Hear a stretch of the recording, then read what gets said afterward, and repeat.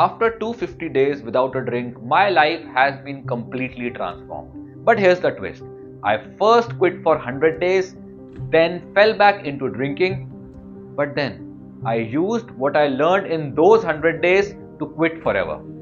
In this video, I'll reveal the struggles, the lessons, and the turning point that changed the 100 days of trial into 250 days that changed my life. But first, how it all began. Until my second year of college, I had never tasted alcohol, and my friends were kind enough to never force me. I liked that boundary. But one evening, sitting with my friends in a quiet bar near campus, I was munching on salty snacks. While my friends laughed and sipped, I felt a tug of curiosity. It was not a pressure from them, it was this tiny voice in my head saying, why not? That drink was white rum poured in a cheap looking glass.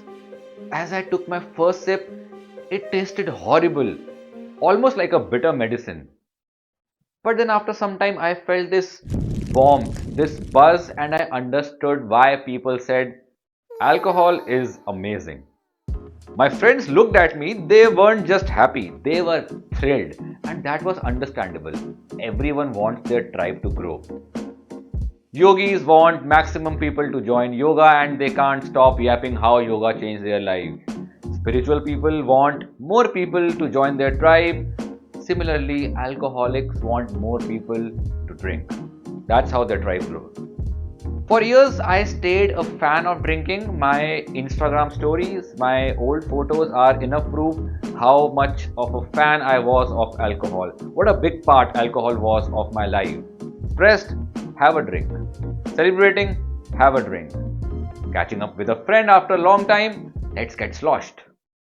However, in May 2023, while I was chilling on my couch on a lazy Sunday, I was scrolling in my phone and this guy appears on my YouTube feed. Andrew Huberman. The video was what alcohol does to your body and brain. I was pretty confident that drinking once or twice a week like I did was okay, but this video challenged everything. Still, I wasn't motivated enough to quit alcohol. I was just curious about the claims put forth by Huberman. Now, I am a kind of person who takes life as a series of experiments. So I thought, okay, let's fast for 100 days. No alcohol for these 100 days. Let's do this experiment and let's observe what happens. Now, here's the problem. To do anything like quitting alcohol or starting exercising or studying or anything requires one out of these 5 factors. First, you don't need any effort to brush your teeth in the morning because it's a habit. Anything that's a habit, it comes easily to you. So the first factor is habit. Second one, if you love food and there's a new restaurant opening in town and you have a desire to try it, you just do it willingly. So the second factor is desire. Third factor goes deeper than desire. Suppose you are in love with music and there's a deep longing within you to learn guitar. No girls to impress, no exam, just pure fulfillment. So you will go and learn guitar. So the third factor is internal or intrinsic motivation. Fourth one, imagine your loved one is at the hospital. Now driving long distance might be exhausting for you. However, you will still do it willingly because there are emotions involved. So the fourth factor is emotions. Fifth one, if you don't have any of those 4 factors, then you need the fifth one. So what is the fifth factor? I'll come to that in a moment, so stay with me. In my case of quitting alcohol, the first factor, habit, was already against me because I already had a habit of drinking every weekend.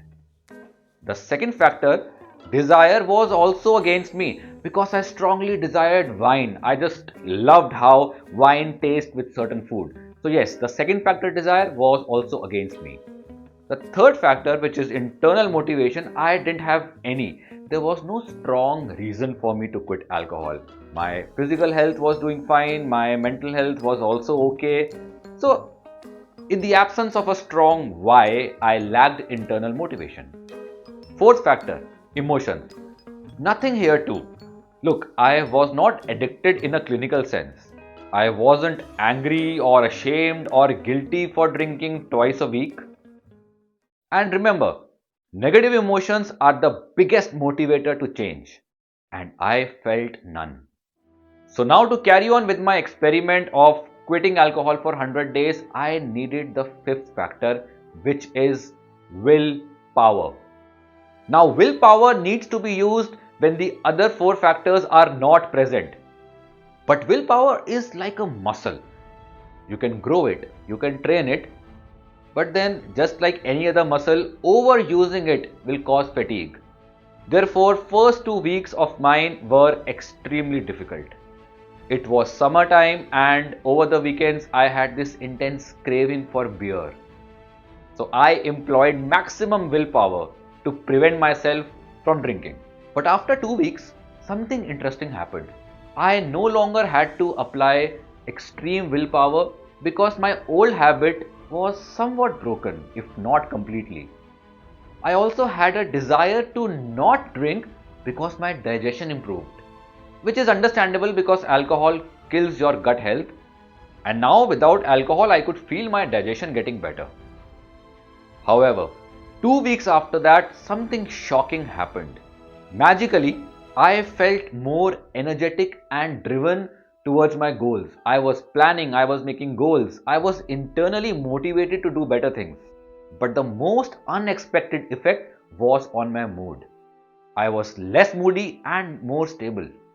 While vacationing or spending time with my family without alcohol involved, I felt more present and connected.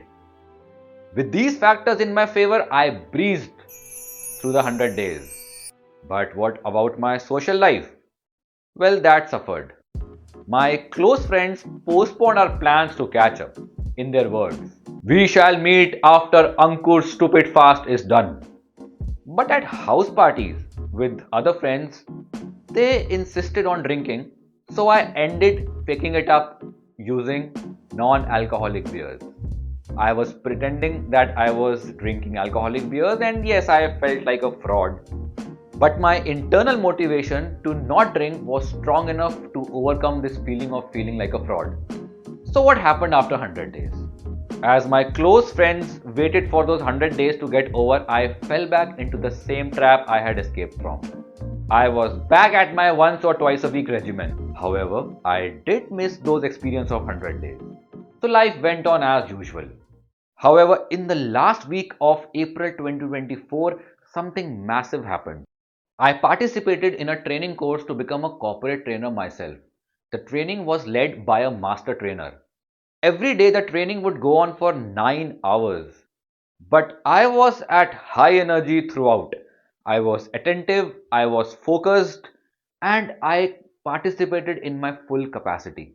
However, on a Monday recess, the master trainer gave me a feedback saying, Ankur, you are not you today. Your energy is missing. And it hit me like a ton of bricks. Two reasons. First one, I had a deep respect and reverence for her, so whatever she said, it meant a lot to me. Second, she was right, and the truth hurts. I was not at my full capacity that day, mostly because on the previous day it was a Sunday, so just to relax, I had 2 or maybe 3 pints of beer. I could feel the effects of alcohol in my body, in my head. I was not as focused, as driven as I was during the other days. I could feel the contrast between the previous days and this Monday. If you remember that list of 5 things, I had so much of emotion in me to quit drinking that no habit, no desire mattered. So I quit drinking. The effects I got in the previous 100-day fast were back in a month. It's been 250 days of being sober, and guess what? I never want to go back to drinking again. I have no desire for drinking. I feel more self-aware. My physical and mental health is much better than before because quitting alcohol has a cascading effect on other areas of life. With more self awareness, I can take better decisions. With better decisions come better outcomes.